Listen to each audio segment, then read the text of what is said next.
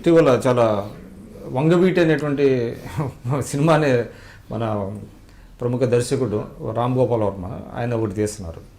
అసలు నాకు తెలిసి అయితే రంగా గారితో అత్యంత సన్నిహితులు మీరు ఒకళ్ళు. ఆయన అంటే ఆయన జీవిత కథ ఆధారంగా తీస్తున్నారు కదా, కాబట్టి మిమ్మల్ని వచ్చి ఆయన ఏమన్నా అడిగారా?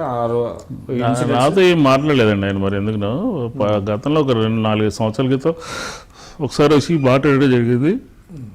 ఈసారి మాట్లాడలేదు. ఈసారి రాధాకృష్ణతో వాళ్ళతో కొంతమందితో మాట్లాడి ఇది చేసినట్టున్నారు. ఆయన మాట్లాడుకోవడం కూడా మంచిది కానీ వివాదాల్లోకి ఆయన ఎట్లా. వర్మ కూడా గతంలో ఉండేవాడా మీతో? లేదు, ఆయన గతంలో ఈ సినిమా తీయాలనే ఉద్దేశంతో ఒకసారి ఆయన కాలేజీ అంత నాన్ సెన్స్ అంత అబద్ధాలు నాకు కూడా తెలుసు.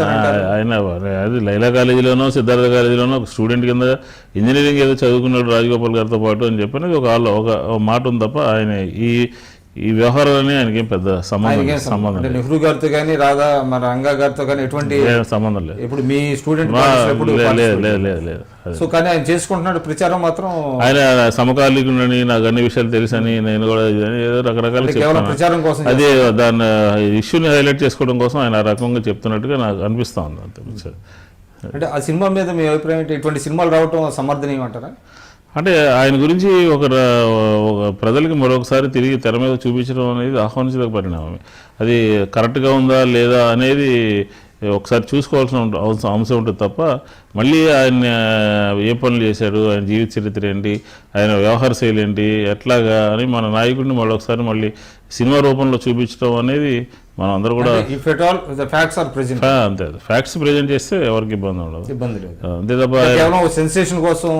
అంటే సినిమా అన్న తర్వాత కొంత యాడింగ్ లేకుండా ఉండవు అని చెప్పి నేను అనుకుంటున్నాను. అలాంటి లేకుండా చేయాల్సిన బాధ్యత ఆయన మీద ఉంది. ఎందుకంటే సెన్సిటివ్ ఇష్యూ కదా. ఇక్కడ 2 గ్రూపులకు సంబంధించి తీస్తున్నట్టుగా చెప్పుకుంటున్నాడు. అది ఈయనంతా హీరోయిజమే రంగా గారిదంతా కూడా. ఎందుకంటే మొదటి నుంచి కూడా అది దాన్ని తగ్గించే ప్రయత్నం చేసి వేరే వాళ్ళని పెంచేటటువంటి ప్రయత్నం చేయడం ఇలాంటివన్నీ చూడాలి. బ్యాలెన్స్. రంగా గారి మీద కూడా తనతో తిరుగుతున్నటువంటి ఒక స్టూడెంట్ లీడర్ని కూడా ఆయన అంటే ఇది చేశారనేటువంటిది కూడా ఒకటి ఉన్నది కదా.